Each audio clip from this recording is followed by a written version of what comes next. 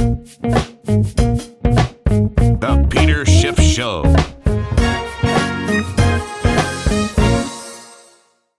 Well, this morning we got the first look at the second quarter GDP. And if you remember, the first quarter had been reported most recently at a minus 0.2. And everybody was looking for an upward revision due to the new double seasonal adjustments that were supposedly going to show that the economy was stronger in the first quarter. And in fact, that's exactly what happened. The government did revise the first quarter GDP back into the black, but only up 0.6. And, I remember when they first started talking about these double seasonal adjustments, it was supposed to be a much bigger number than that. But no one really seems to care. They're just focusing on the fact that the economy no longer contracted. But here is the big story. They were looking for the second quarter number to come in at 2.9. Instead, it came in at just 2.3, significantly below the 2.9 that had been expected. In fact, if you remember, in the beginning of the year, I was saying that I thought at best the GDP for the second quarter would be in the low twos. And that's, in fact, what we have. Although you never know, by the time they get finished with their revisions, we could end up being below 2 for the second quarter. So once again, Wall Street and the Fed were much too optimistic on where they thought the second quarter growth was going to be. But it's more than just that, because not only did they revise the first quarter, they revised many, many years of GDP information, data. They revised up several first quarters, including that really bad first quarter we got in 2014, and they revised that to a better number. But they also ended up revising down a lot of third and fourth quarters. And so the net effect of all these adjustments and the seasonal adjustments actually shaved almost 1 full percentage point off of U.S. GDP growth for the past 3 years. Wall Street didn't care. From 2011 to 2014, before these new adjustments, the government claimed that the average growth rate of the GDP was 2.3% per year. Now, following these adjustments, the average growth rate is just 2% per year. That's a significant change. That's 0.3 percentage points per year. That's about 13 or 14% less growth than had been previously reported for 3 years in a row. That's a big number. I'm surprised that Wall Street just shrugged that off. But also, let's look at the first half of this year, because I remember when we initially got that minus number for the first quarter, people thought that we would have a big bounce back in the second quarter. Well, we didn't. Yes, the second quarter was better than the first quarter, but not a lot better, 2.3. If you average the first half, the GDP growth rate was just 1.45%. That's it. I think this is the worst first half of the year that we've had, maybe of the entire so-called recovery. And my guess now is that with a second quarter GDP, which again, at best, will probably be in the low twos, at best, if it's even that.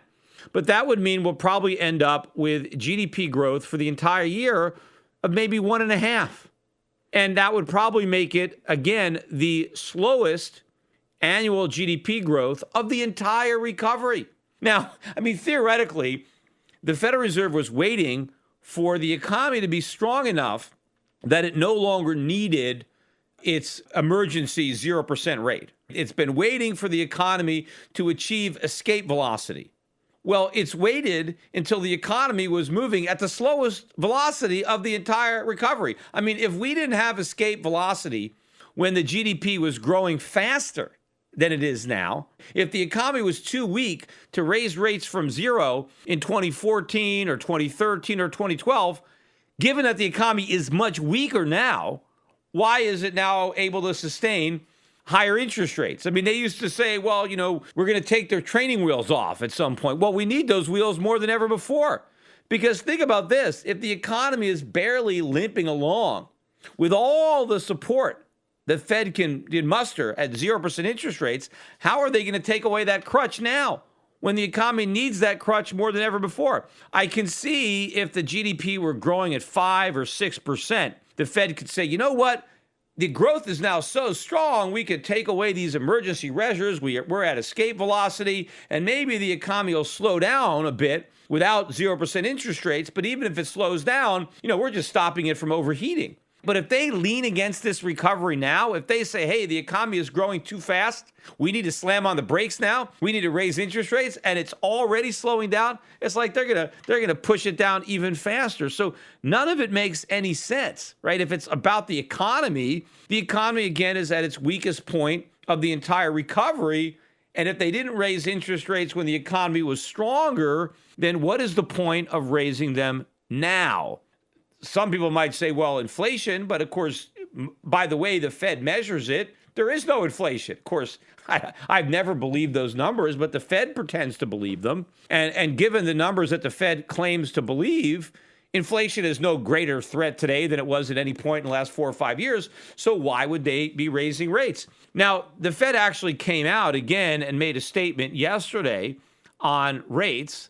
And nobody really thought they were going to raise them. Of course, they didn't. They left them at zero.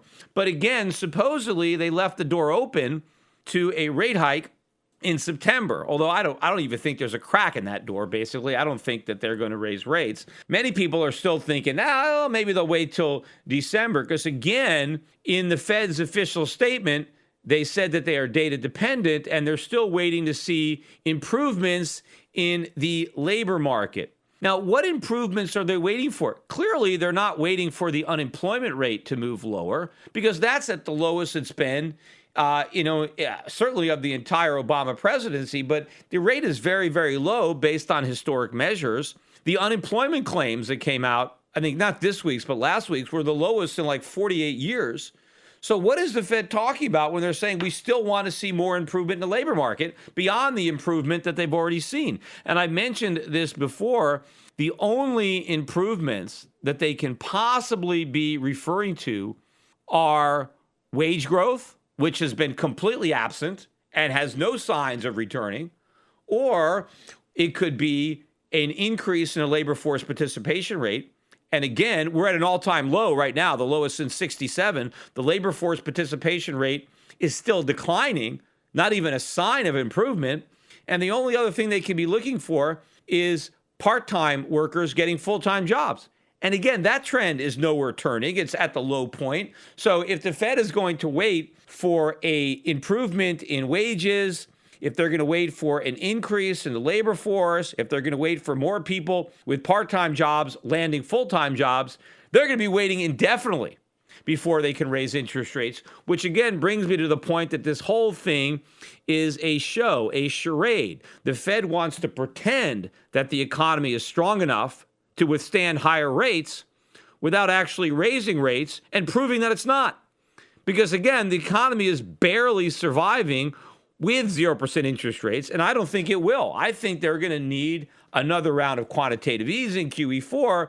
They're just going to hold off as long as possible before actually admitting it, and they're still trying to come up with some kind of excuse as to why this unexpected emergency fourth round of QE is necessary, but of course it's going to do the trick. And by the way, this recovery was already the weakest recovery in the modern era, since the Second World War, the weakest recovery ever before they just revised it down.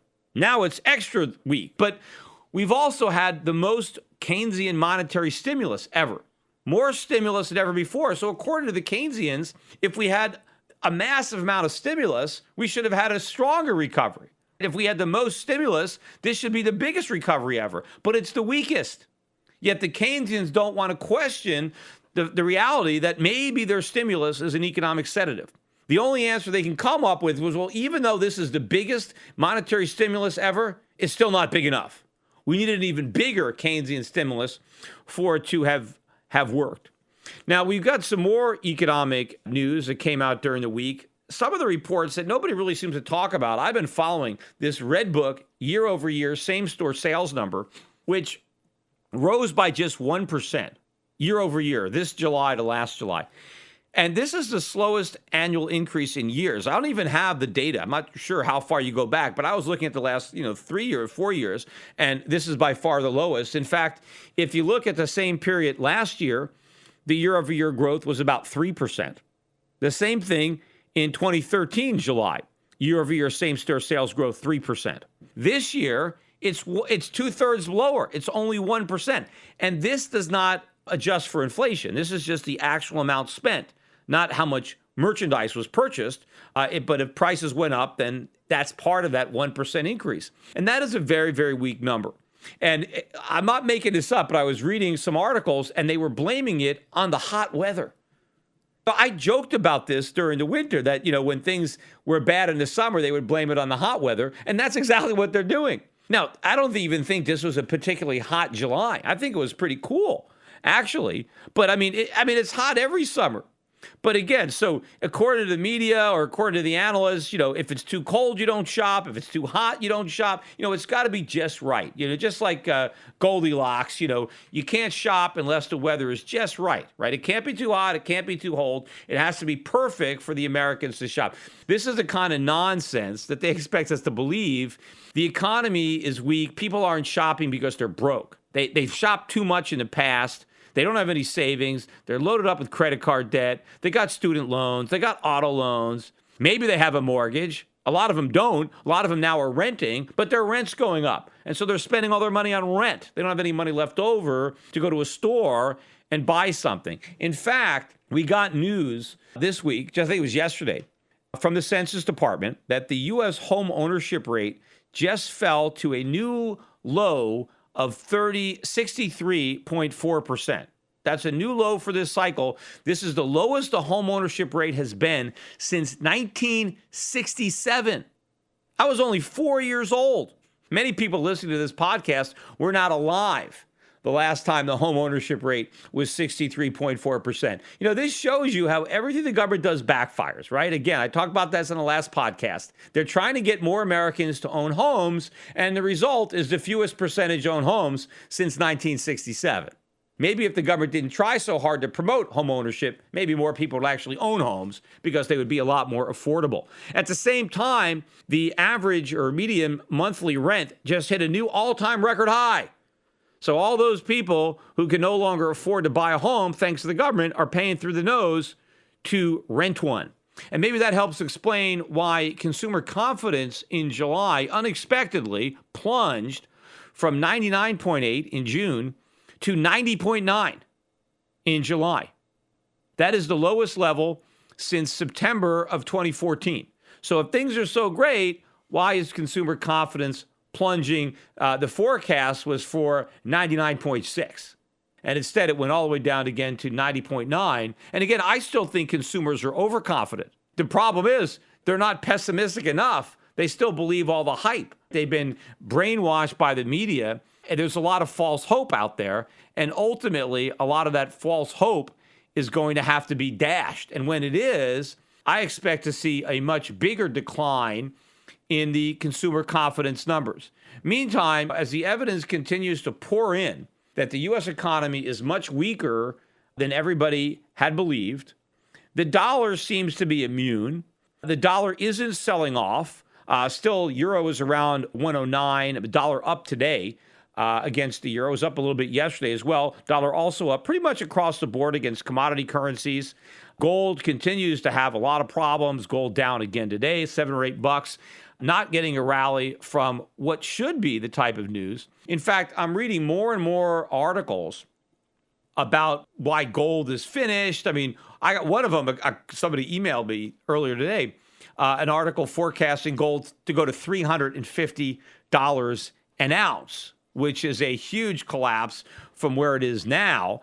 And those type of outlandish forecasts, I mean, that is a kind of a crazy forecast. I mean, 350, given the fact that the only time gold was even that cheap was in the 1990s, at the end of that 20-year bear market. But it was very, very inexpensive at that time. It was historically inexpensive. But given the fact that it cost most gold mines, $1,200, I don't know any gold mines that can come close to producing gold profitably at $350 an ounce. But believe it or not, in the 1990s, they could. Gold companies were making money in the 1990s when gold was under $300 an ounce. I know, I owned them. They were paying dividends. It was possible to profitably mine gold for under $300 an ounce. At this point, it's not even close. And all the people that want to talk about, hey, there's no inflation. Well, wait a minute. If there's no inflation, how was it possible that they can mine gold profitably back then at 300, but now they can't even do it at 1,200? Now, yeah, you could say, well, some of the better quality grades had already been mined. But if that is the case, again, if all of the inexpensive gold has already been mined, and if the only gold left to mine cost a fortune to get out of the ground, then why is that gold going to be valued at $350 an ounce? Right, only if there's no more demand. But why would gold demand disappear? I mean, there's been gold demand for thousands of years. All of a sudden, women aren't going to want jewelry made out of gold, even though there's more women on the planet now than ever before. And theoretically, we're more affluent than we've ever been. If you look at countries like China, India, a middle class that exists now that didn't even exist in points of the past, that they're all not going to want gold.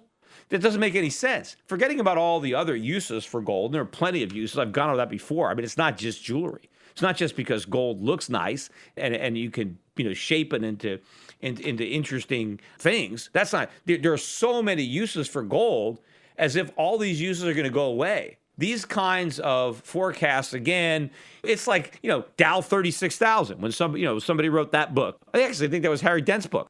But, when the Dow's at 10,000, now people are saying, oh, it's going to go to 30,000.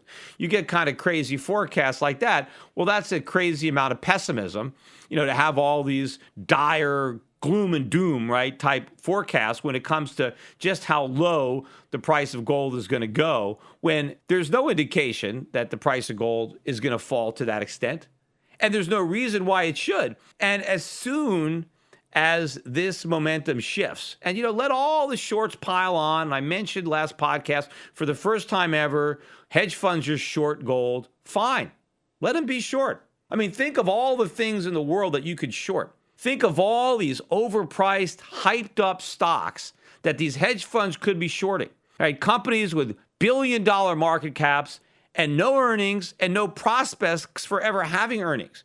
Right? You have all kinds of things of dubious value that you could actually be short. But instead, these geniuses want to short gold. That's what they want to short. They've done all their research. They tried to figure out, hey, what's the most overvalued thing that we can short? And all they can find is gold? Gold, I mean, that's like the last thing you'd want to be short is gold. And I think they're going to find this out the hard way when the price of gold goes way up. But again, the more people that short gold now, the more people are going to have to buy it back later. And I got news for all the people who are shorting gold now. It's going to be a lot easier to sell something that you don't have than to buy it back.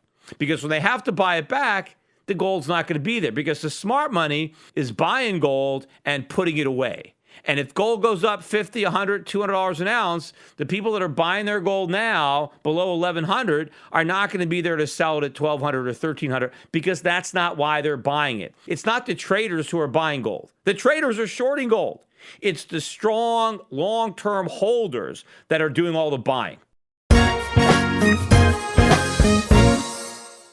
Attention listeners, I have an urgent message for you. We're in the middle of a war. The global conflict is destroying the lives of millions without a single bomb being dropped. It's called the International Currency War, and your bank account has been drafted to fight. The victims in this conflict are our currencies, the dollar, the euro, the yen, the pound. They are all heading to zero as irresponsible central banks compete to see who can print the most the fastest. But there's one form of money politicians and central banks can't destroy: gold.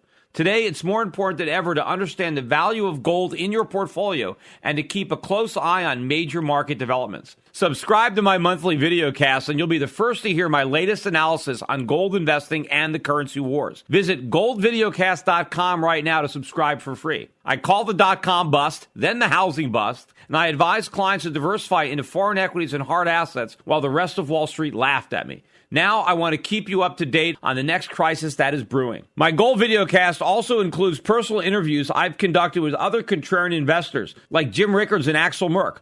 Gold has gone up 256% since 2003, but it has a lot further to go. Don't miss the rally. You can prosper during this time of currency wars, but only if you stay educated. Get a free subscription to my Gold Videocast at goldvideocast.com. That's goldvideocast.com.